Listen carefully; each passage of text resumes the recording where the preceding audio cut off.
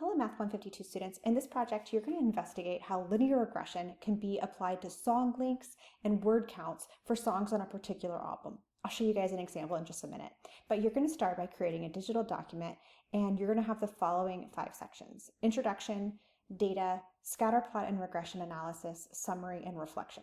Now, we have a slight twist on this project in that you're going to have a summary and then a separate reflection. That's a little bit different than our previous ones, but here's what my Word document looks like to get started. So you may want to go ahead and get that ready so that as you go through this, you can copy and paste what you need to into that. So let's take a look at slide 2, and you're going to choose a song album, or I should say an album, where you're going to find songs and record information for all of the songs on that album. So you could choose the album that your song from projects 1 through 3 came from, or you can choose an entirely different album. It's going to be up to you. I'm going to give you an example from the album Hit Me Hard and Soft by Billie Eilish. I'll walk you through this example, but you need to choose an album with at least 10 songs. Okay, so what you're going to do is pull up an album, make sure it's got 10 songs, just Google a particular album that you're interested in using, and you're going to record the different songs on the album underneath the song title. This is just so that you know which song went with the data if you want to go back and take a look. Then you are going to record your song lengths in the second column and how long the song is in terms of number of words in that third column. So let me give you a quick example here. For example, if you were to Google the Skinny song, it's going to tell you that it's 3:39. So the example I give here, like 3:27, that's not actually one of these ones, but it might say 3:39. When it's giving you that, it's actually telling you 3 minutes and 39 seconds, or in this example, 3 minutes and 27 seconds. So what we have to do is make sure that we convert that to the correct number. You don't want to just make it 3.27 because that decimal 0.27 is like less than a third. And what you're really doing is 27 seconds, and you need to make it out of 60. So for example, if you had 3 minutes and 27 seconds, you would enter 3 space 27 out of 60. I'm going to demo this in just a second, but that's probably the trickiest part of your data entry. A lot of times when we're given data, it's already in a decimal version, but the song length with minutes and seconds, we have to write the fraction, and Desmos is going to turn it into a decimal behind the scenes. So I'm just going to kind of demo this first one. I know this is already done and you can see the completed part, but for example, if I can type today, looks like this. And then what I'm doing here is 3 space and then 39 out of 60 for that song length. So you should be able to find that information for how long the song is by Googling, or if you have like a physical album, you can look at that, or a digital album that kind of gives you that information. You should be able to find that song length pretty readily. Remember, that's the time that the song takes to play. And then what you're going to do is find the word count. Now I noted in here that you can use AI for obtaining the word counts, or you can just Google how many words does this song have and enter the word count. Another thing that you can do is use this wordcounter.net site, where if you Google the lyrics, you can copy and paste the lyrics in, and then it's going to tell you how many words and characters. So either way you prefer to do it, you just need to tell me how many words are in that song. I'm going to quickly demo this word counter. So I just Googled The Skinny by Billie Eilish, and you can take a look just on Google at the full lyrics, and you can copy and paste these into the word counter.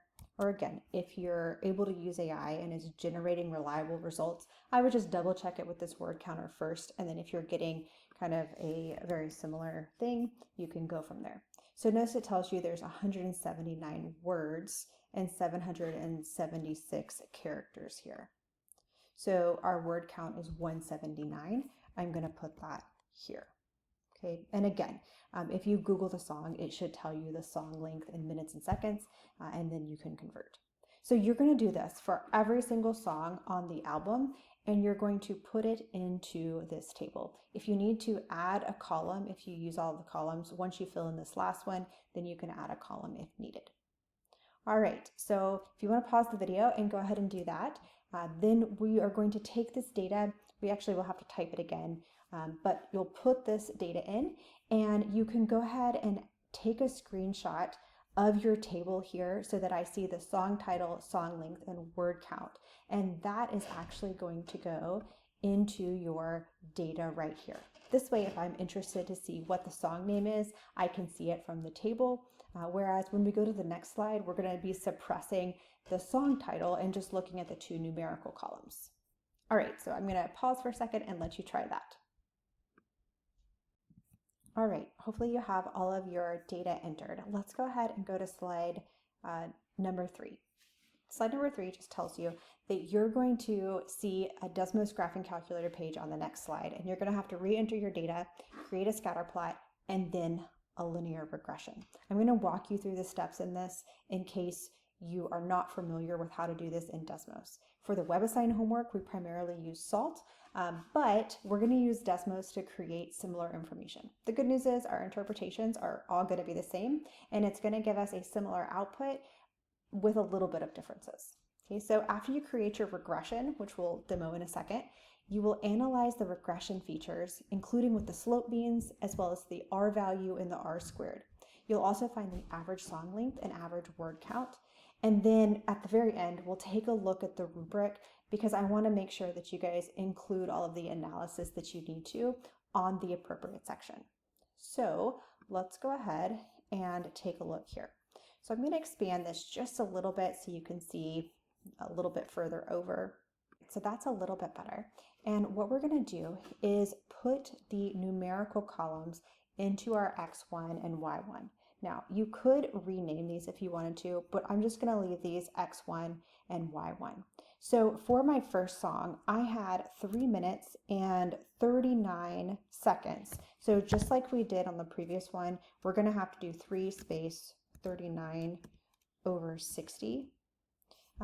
If you don't do the space, it will confuse Desmos in this. The space is telling it that that's the fractional part. Then we had for that particular one 179 words.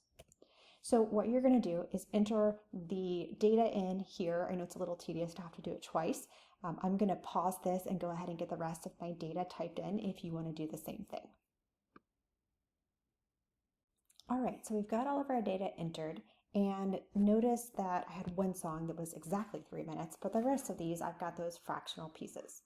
So notice that if you look on your Desmos graphing calculator, you don't see anything on the grid.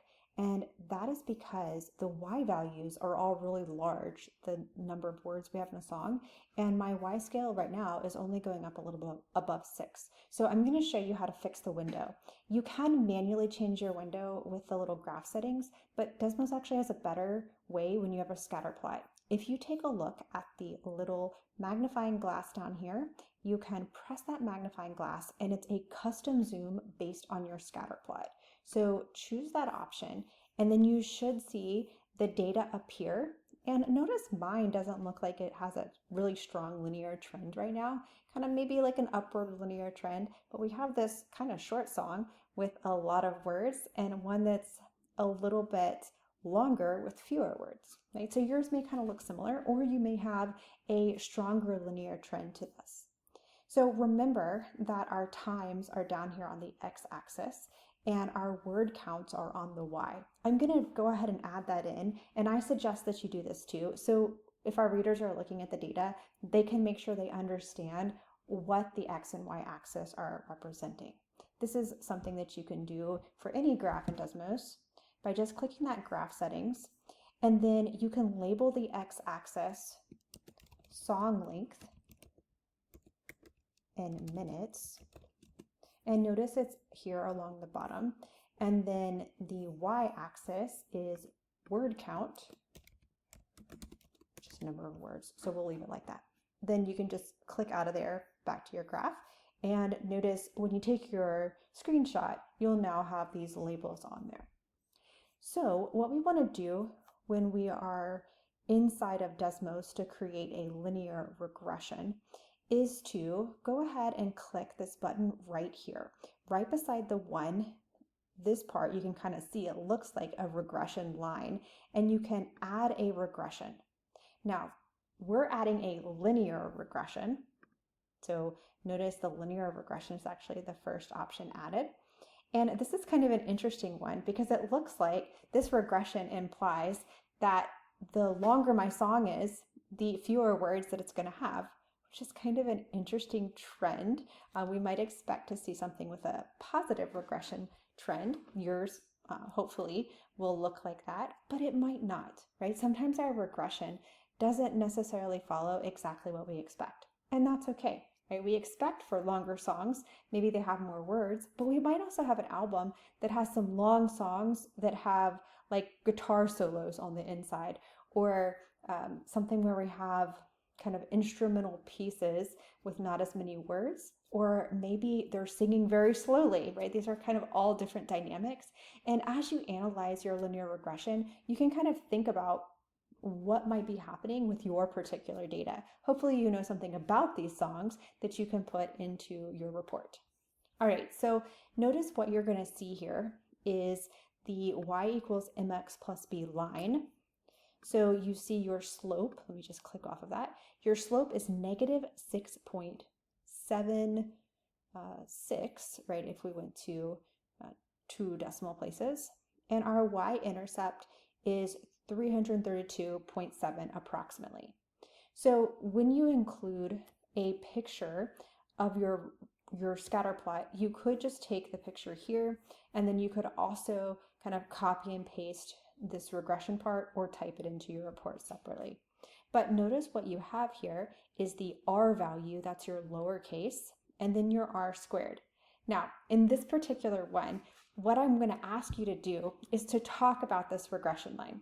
It looks like, based on this, that there's actually very little correlation for this one, because notice it's an R value that's pretty close to 0. So although there's a small negative association, and we might expect the longer songs to have more words, we're not seeing that positive association. We're seeing very little association or a slight negative association. And then the R squared, this is telling us only about 1% of our variability in the word count is being controlled by the song length. So I want you to use that template from the 4.3. The R squared is the percent variability in the Y that is being driven by the trend line. So I'll say it again, because it can be a little tricky for that R squared, but only about 1% of the variability in the word counts is explained by this linear trend. And most of the variability, 99%, is explained by factors other than the linear trend. In other words, the linear trend is not controlling very much of this pattern. And you can kind of see that that low R squared also corresponds to a low R value. So once you create this, you're going to be able to hopefully talk about the different features on here. So let's go ahead and scroll to the next part and talk through this rubric. So let's see, that was slide number 4, and our rubric is the very last slide. So what I want you to do is approach this particular project a little differently. The project 3 had just a little bit of this where you're going to be writing to a general audience, and I want you to really focus for this one on writing in third person, except for the reflection that I'll show you at the end. If you want, you can pretend you're a journalist writing a blog, or a fan of the artist, or something creative. Right? You can include some pictures, maybe some album cover information if you would like. But be creative and create something you're proud of. So let's talk about those sections. The first section is Introduction to Linear Regression. So I think on mine I might have just put introduction, right? Introduction or Introduction to Linear Regression. What I want you to think about for this section is how are you going to hook your general audience to read your discussion about using your music album to learn about linear regression. In other words, you want to think about the goal is to hook your audience into wanting to read more about linear regression through the project. So you might want to include general information, or I should say you should include general information about linear regression, like what is it, and provide interest to the reader about the data you're going to be analyzing. So you might want to include like the significance of the album, right? If maybe it was the top album of a particular year, and any other data that you think is going to be interesting and kind of hook your reader in. So you may include why you chose the data, or why someone might be interested in the data, and why it will be interesting to the reader. So maybe be careful here with the why you chose it. Try to put it into third person still. All right, so let's take a look at the data section. This one is you need to make sure you give the data table, and specifically I want you guys to make sure you copy the data table that has the song titles. So this is the one on slide 2. And you are going to write a short paragraph just right underneath that data table, noting the general trends that you're observing from the table. In particular, note the longest and shortest song, as well as any data that is surprising. If you have any context about the special features of some of the songs that may influence the data, like I mentioned, the guitar solos, you could include it here as well, right? So if you might have some insight on why some songs are longer or shorter, maybe put that in.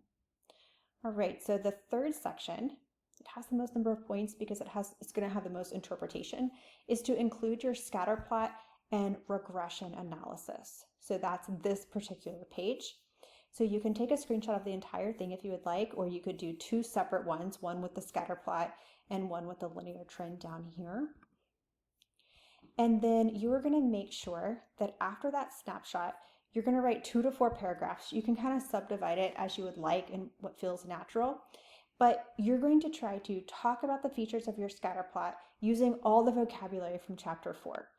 Try to incorporate as much vocabulary and be detailed in your observations. Specifically, here are the things that I'm going to be looking for. One thing is average song length and average word length and how those relate to your regression. I actually didn't show you that yet, so I'm going to go back to mine and give you an example. We talked a little bit about that positive and negative association. Whether yours has one or not, it might be very little association.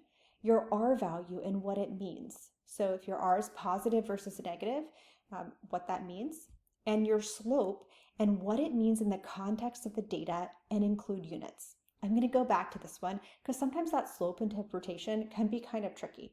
And then your R squared and what it means, which we kind of already talked about a little bit. So let's just go back and I will mention the averages for a second first and then return to the slope. So if you want to have the averages are going to look at the average of the X's, which are your song length, and the average of the Y's. So for example, if you just asked Desmos to do the mean of your X1s, it's going to tell you the average song length. And what you can do, and you can actually do it before your screenshot if you would like, is you can visualize this on your scatter plot by typing X equals. This is going to send a vertical line, and I'm just going to make mine dotted. It's kind of nice to see that. Maybe I'll change it to that one. And then I'm going to ask Desmos to calculate the mean of your Y1s. Now, for this one, the Y1s are the word counts. So if I'm picturing the average word count, I'm actually going to send a horizontal line, and I'm going to type a Y equals on this one. And I'm going to change the color on that so it's not blue. If you want to change the color, you can hover over this piece. I'm going to change it to green, and I'm going to change it to dotted as well. So notice it put a dotted line here, and it's showing you visually where that 303 is on your y-axis. So one thing we know about the average of the x's and the average of the y's is that your regression always goes through that point. So this is kind of a notable feature. You should see your regression go through the crosshairs essentially of this. In other words, the regression line predicts if you had an average song length, it would predict the average word length. So specifically what I'm looking for you guys to do is mention the average time. So when you're talking about this, make sure you note that this is not 38 seconds. It's actually 4.385. So it's a little over like a third of a minute. So a little over like 20 seconds. You don't need to convert back to seconds. You can just call it 4.385 minutes. And then the word length, about 303 words. So you want to go ahead and calculate those and mention what those averages are as part of your regression analysis, because the regression always goes through the average of the x's and the average of the y's and hits that crosshair. All right, so the other thing that I mentioned that I would go back to is the slope and what it means in the context here. So our slope on this one was negative, meaning that as your song length gets longer, we're actually getting a shorter word count, which is kind of counterintuitive, or maybe not what we expected for this particular one. Now, for this, you do want to double check your data for any sort of typos. I'll double check mine as well. But if we don't have any typos and we're seeing this negative slope, it's indicating something we may not have expected. So our interpretation might sound a little bit strange for this particular song. And I kind of wanted to give you guys a different example here.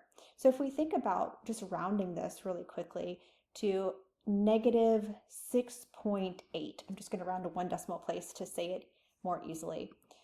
If you think about that negative 6.8, and then when we interpret, think about it over 1.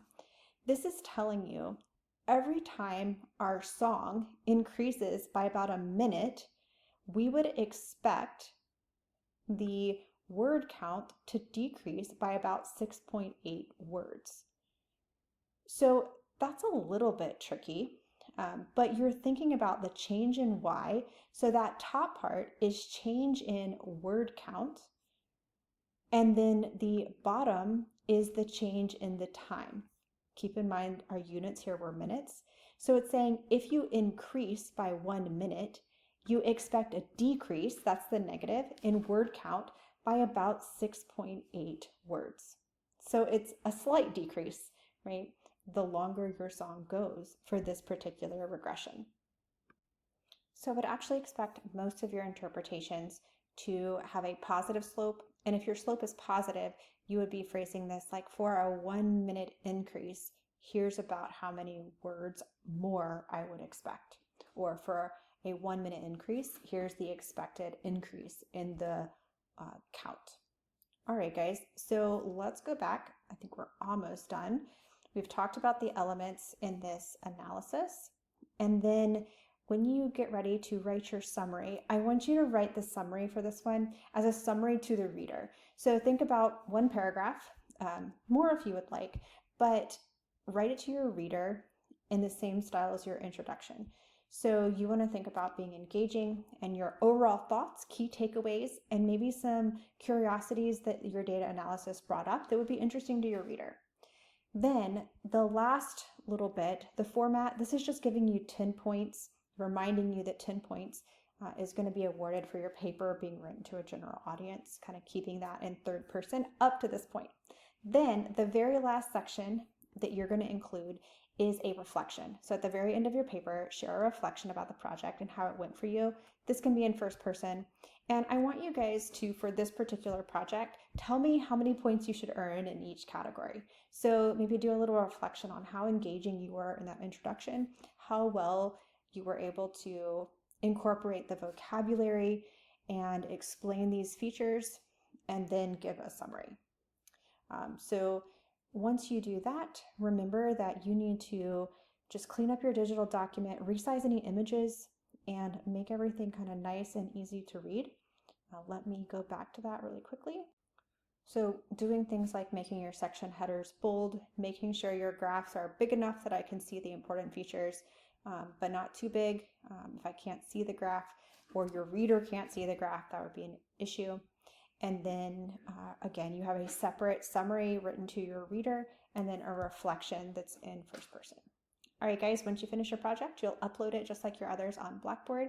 Keep up the great work.